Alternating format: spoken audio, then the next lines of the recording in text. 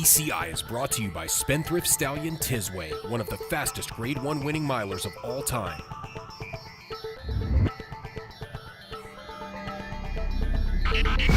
Welcome back to TCI, your inside track to the Triple Crown. Alongside Joel Cunningham, I'm John Siegel. Joel, before we talk about two big races this weekend, let's recap two races from last weekend.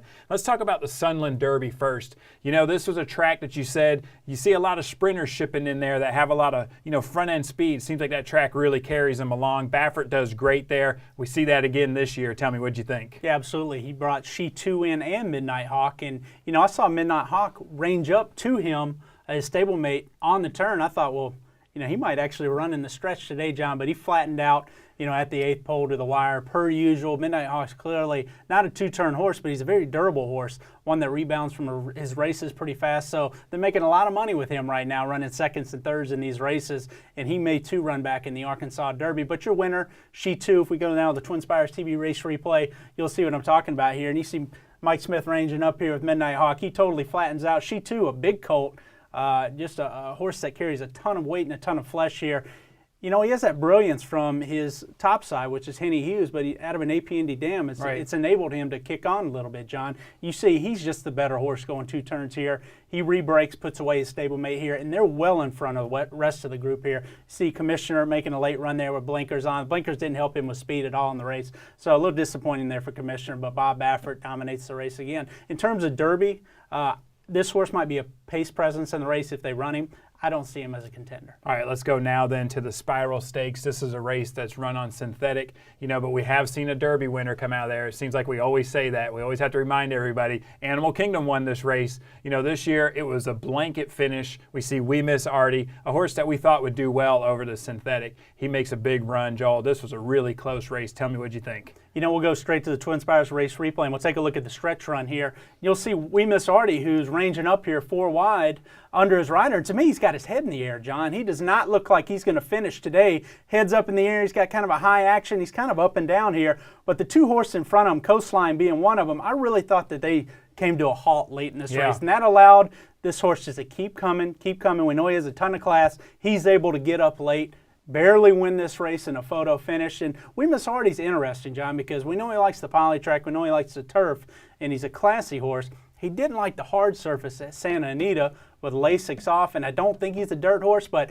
remember, Churchill Downs, John, that course is played to a lot of turf horses in a race like the Kentucky Derby. So if he can handle a mile and a quarter, I could see him being like a Patio Prado, and I don't think he's a threat to win it, but I could see him being like a Patio Prado or a Doulahan, having the ability to maybe hit the board. All right, it's interesting. We see another synthetic race this weekend. It's on the Tapeta. And of course, I'm talking about the UAE Derby. Joel, I know you're not a huge fan of this race as far as horses coming out of it and really having an impact in the Derby, but tell me, do you see any horses in here that you like? Well, I just talked about, We Miss Artie kind of being that horse that maybe would take to Churchill's dirt track.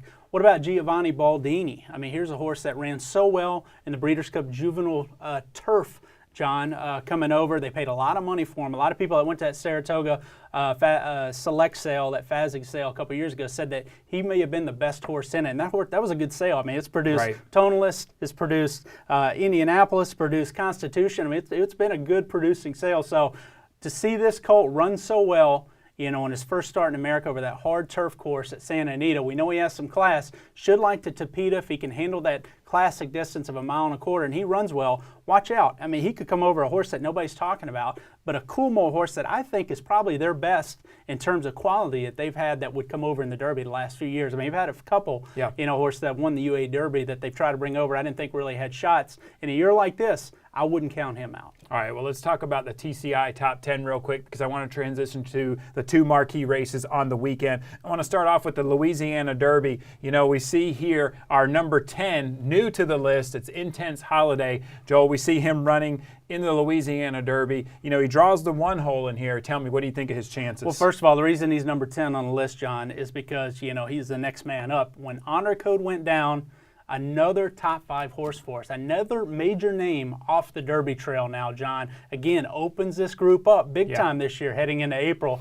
And that's why Intense Holiday now takes that 10 spot. He was the next one up. He was right there with opportunity for me. He takes that 10 spot. He's going to have to prove it this week in Louisiana Derby. Drawing the rail, gets a lot of speed in here. If you look at this 10-horse, or if you look at this field in here, this 10-horse field in Louisiana Derby, it's kind of, they drew the opposite as they did in the Risen Star. All the speeds on the outside. Yeah. You look at Rise Up, In Trouble, Albano, they were on the rail. Or at least two of those were in the Risen Star. Now they're on the far outside. They're going to have to go to the lead. A lot of speed drawn next to each other. Intense Holiday and Mike Smith will save all that ground from the rail. I expect him to repeat at 1 1/8, win this race, but I want to see him take a step forward. I want him to prove to me. We've seen him get beat in races like the Remsen and races like the Holy Bull, to where he clearly was not up to par with some of the other horses like Cairo Prince. I need to see him move forward again. Prove to me in this race, which I thought was a pretty lightly race in terms of the field quality of Louisiana Derby. Yeah. I don't think it's a vintage renewal of the Louisiana Derby, so he needs to look well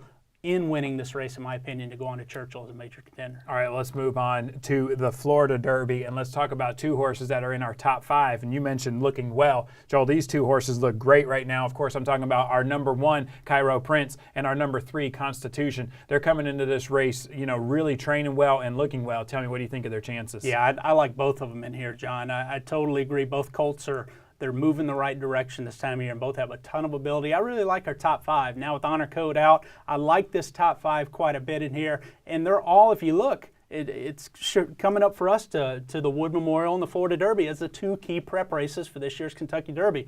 Florida Derby, Wood Memorial, Florida Derby, Wood, and probably Wood. Those are the 2 races. So it starts this weekend with the Florida Derby, just like last year with Orb, the race that we think is going to be the key race for the Kentucky Derby this year. I'm very interested to see, with Cairo Prince and Constitution drawn next to each other, obviously Wildcat Red on the rail. He's your speed. He has to go from the rail. The trainer said that they're going. General A-Rod's a high cruising speed horse that could run well in here, even though I didn't like the fact that he didn't go by Wildcat Red in the Fountain of Youth Stakes. But to me, the winner is going to be between Cairo Prince and Constitution. I know Cairo Prince has an experience advantage on him right now, but in terms of 1 1/8, when I look at this race, I think Constitution has a tremendous upside, John. Todd Pletcher's talking about how well he's been training down there. Only has 2 races under his belt. Now going 1 1/8. If he can sit off the pace, I know he's not up to the experience level of Cairo Prince yet, but I expect a big race from Constitution. Don't be surprised if he really puts himself on the map here. He's well in our top 3-4 on the TCI top 10. A lot of people are very quiet about this colt, but he has a ton of quality. I think it's clearly between those 2 horses, and they'll get similar trips. It's just a matter of talent and upside versus established experience. All right, real quick before I let you go, I know it's not Triple Crown related. Who you got in the Dubai World Cup? Dubai World Cup. I'll take Ruler of the World, the horse that Al Shakab just brought into. I liked his form last year. I think going 1 1/4, he should light synthetic.